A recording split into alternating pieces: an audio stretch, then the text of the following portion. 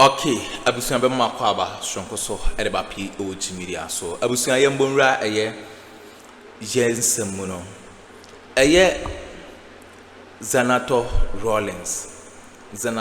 Rawlings finally John Dramani Mahama Apoint no as Deputy Minister of Health as Siano enije necessary aba NDC ma abusuan enye asanketo akra na ohwe de Konadu Agyeman Rawlings or say chese John Dramani Mahama finally were appointing the bano as Deputy Minister of Health no abusuan behwe enije chese ene enwuma auto a chese odeda nyankopon ase a o chese Zanetor Rawlings no abo adwuma NDC fu nyina I endorse Zanetor Rawlings say obi a o deserve sa position ntin sisi ano finally no John Dramani Mahama wa appoint eye Zanetor Rawlings a NDC fu nyina I endorse na obehwe enige necessary a ewo Zanetor Rawlings anima abusuan enye asamketo ne maame Konadu Agyeman Rawlings or say true massive support to Nebano, Senebeya, Obetumi Ayeden, Atuto Neoma ye. Abusuya Yense Mommy Young Corner, Young Concotti, and some course, na answer Nebecono. Oh, and some can be a fashion comment section like share my from so and sa into me and can be aha POG Media so, Madam Ase. When the catcher say, oh, my penny ain't frame shoes. Ebra. Osha say ochiche ministerial position, you know. And I maybe say, I didn't see a founder. The founder of NDC neba Mrashe Bidreni. Na ye trying jasa. I say me and Yemede, because we try video and Akuffo see.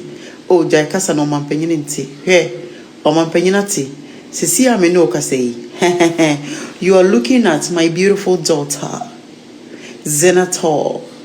Or no. And now we're Deputy Minister of Health. That's what I'm talking about. And you say a be and papa a founder in tea. And the be a man position. There be she's well deserved. We am Rashe Bedreni while winning the seat over parliament. Anya ne papa ne founder is our party. Anya ne mama so tiasi. Senior beya sem da ho. Na enquire asem binti enti no. And na make a show man penny say beya o money position. Sisi o man penny o money position.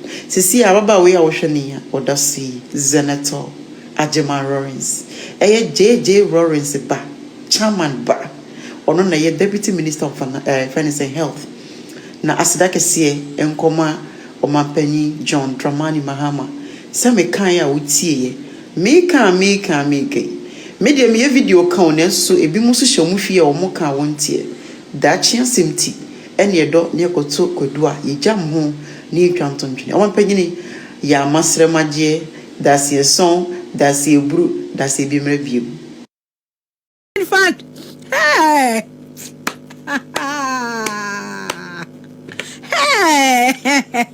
hey rade asofo am wo kurom ha ya mo hye enkom se na Addo be di president last time na me ka se na mo se nyankopon yi ade bone kira wotwam mo asofo yo owusu bempa no masofo a Muna Moshe and Kuma Kasia man and Akuffo so be the president.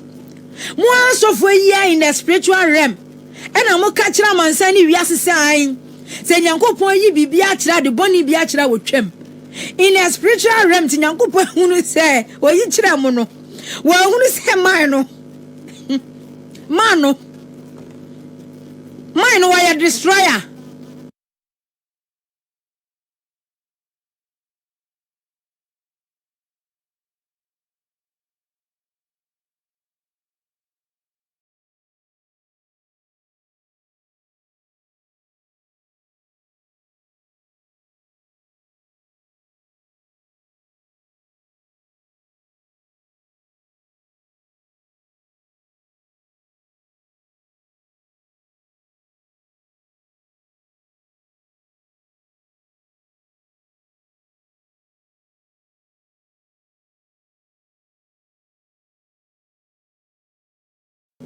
In a spiritual realm, no money to table. Oh, who's a bamba? Ejima hunu se na Akuffo Addo afede eno awusu bempa no atimi gira ho na so dem kasa he na Akuffo Addo ye wicked wo ye crook wo ye wicked ankasa wo ye awusu bempa no a in a spiritual realm Nyankopon echi Nyankopon emie wo mani amoma hunu da sama no wo ye kremu ankasa criminal and next state of the nation's address anu eni said the President Mahama ebu o man ho akonta ne wo ba beto no kire se Ghana ye ngina yie but ose obe fix no na ase ama manya gidie bia me dia betena ha no ma me ba kase me studio ha nyina na me sa eni gie be na ye nyen osuru eni gie ahuto be na ye nyen osuru ahuto ahamponi na bokina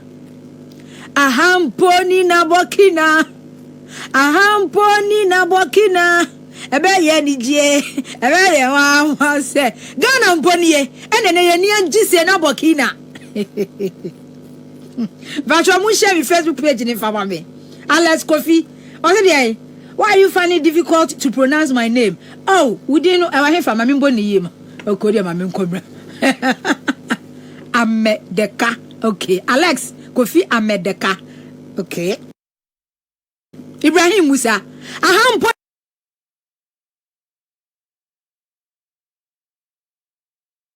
in the state of the nation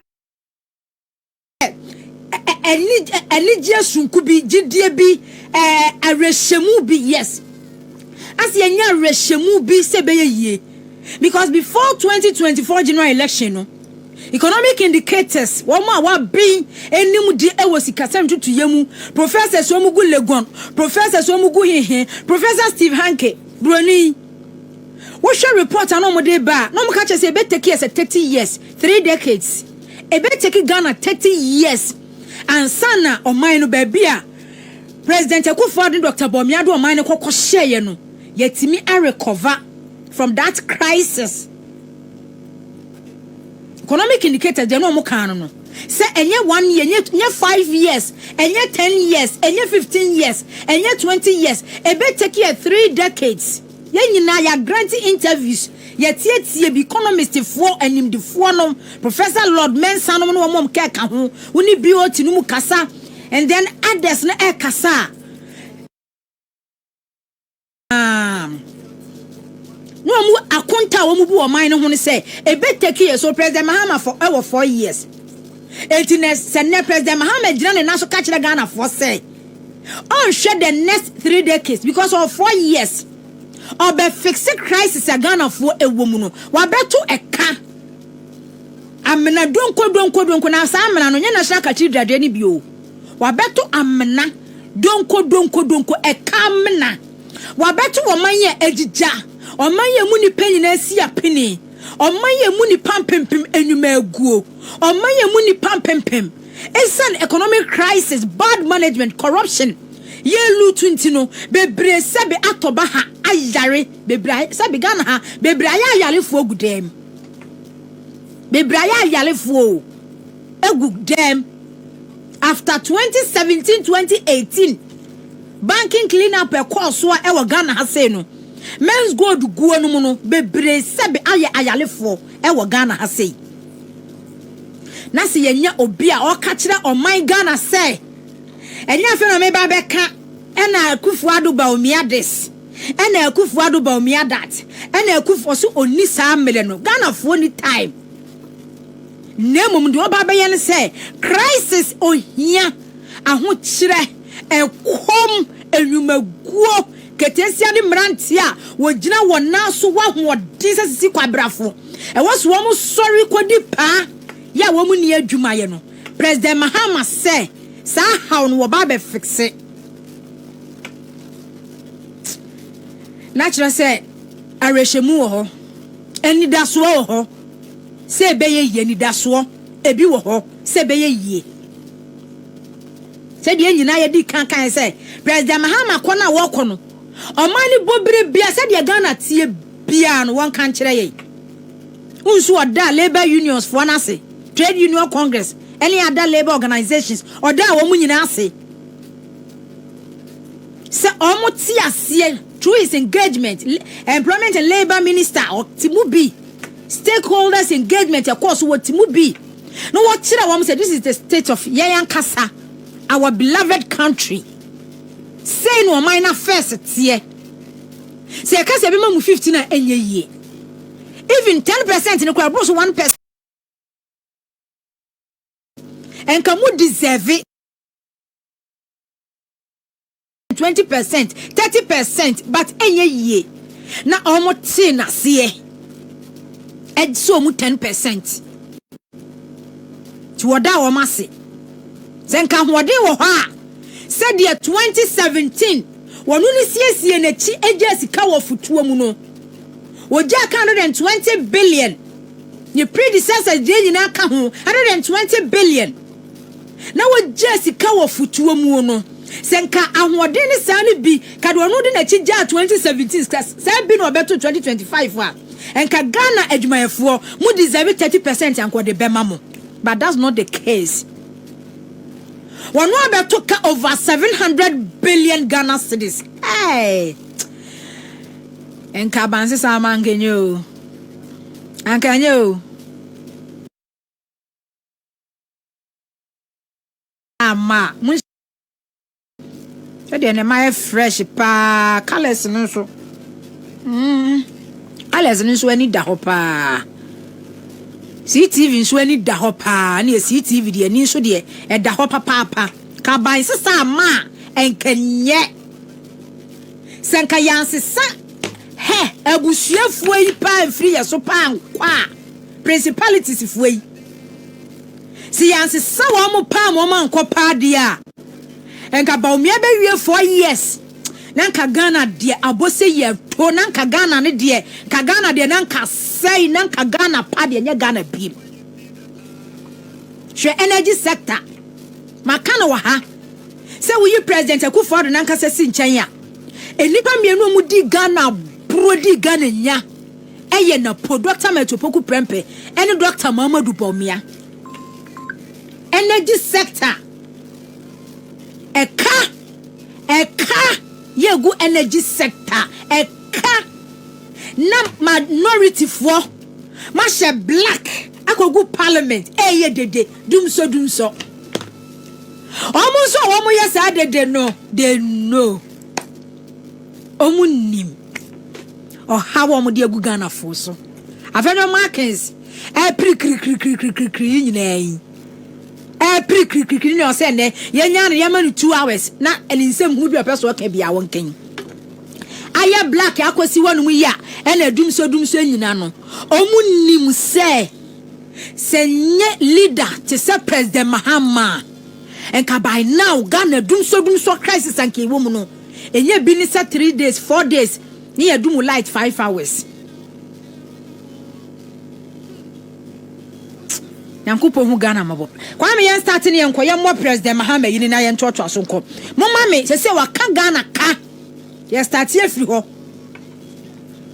e ka o mine e de na manya bre na ma chire mu president Mahama ya campaign o committee those days no labor unions ni trade union congress no catch am say aye ba mo ma ye honeymoon days any ade no na nkrofo kan na no wa madwuma ye ena nipa no kwa wo pe president no munti asem a woka ye bedi hanimu a day president Mahama swearing in ade chi ya pe ena independent power producers onu amu hia ye won office ya ni office ya wa ya hayi cantonment hayi senso won so ya la bonu ni office ya wa hayi da president Mahama ni swearing in adeachi ya pe anopa ko na wo ye of staff honorable Julius Dabramu ye engagement meetings wa ha John Jina po ni emundi ba no start e engagement e wa ha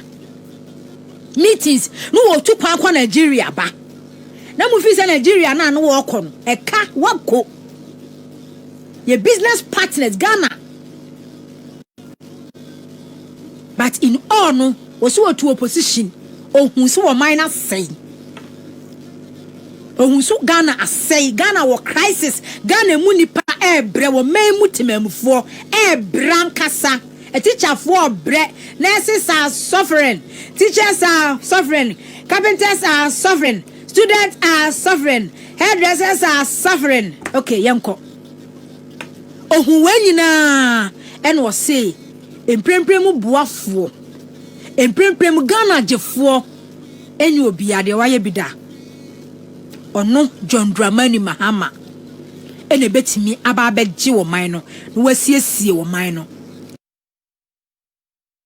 I say, Ghana be ye be moi. A better key and Fisia Poly a Biasa, 3 decades, 30 years no. President Mahama said 4 years, see, young shed will bet me aye. Sustainable levels and ultimately eliminated. The financial sector continues to struggle despite the reportedly spending of 29.9 billion on the financial sector cleanup exercise up to date. Scant reserves were also left for debt servicing. Despite implementing what may be considered the most severe and distressing sustainable levels and ultimately eliminated. The financial sector continues to struggle despite the reportedly spending of 29.9 billion on the financial sector cleanup exercise up to date. Scant reserves were also left for debt servicing. Despite implementing what may be considered the most severe and distressing economic policy in the annals of the Fourth Republic, if not in the entirety of our nation's history. And I'm referring to the domestic debt exchange program. This is in stark contrast to our actions in 2017 before we left office, when we allocated $250 million to the sinking fund handed over to the incoming government to service debts, Ghana's debts. There have been claims that buffers were left for debt repayment, oncoming debt repayment this year. Mr. Speaker, honorable members, let me give you the statement of account for the debt service reserve account, which is also popularly referred to as the sinking fund. This fund shows a balance of only $64,000 in the dollar account. $64,000 in the dollar account. And 143 million in the CD account. The repercussions of the accumulation of debt and economic mismanagement will require extensive work and sacrifice to repair. In the next 4 years, to put things in context for you, Mr. Speaker, in the next 4 years, our debt servicing will amount to 280 billion cedis. And this comprises of 150 billion for domestic debt and 130 billion in external debt servicing. Our catastrophic debt position has also severely impacted infrastructural projects that should have been completed. Currently, there are 55 stalled projects due to the default of debt and subsequent restructuring, with a total value of $2.95 billion not disbursed. The stalling of these projects is expected to result in a cost overrun of about 15 billion cedis. Mr. Speaker, notwithstanding this gloomy background, I remain committed to lead sustainable levels and ultimately eliminate it. The financial sector continues to struggle despite the reportedly spending of 29.9 billion on the financial sector cleanup exercise up to date. Scant reserves were also left for debt servicing. What may be considered the most severe. So when me bought a tougher. President Mahama fund sika na eda safutuo mu no eye $200 million. President Mahama said na Akuffo edi eja no no eye $64,000. I said that to be said. $64,000 oh.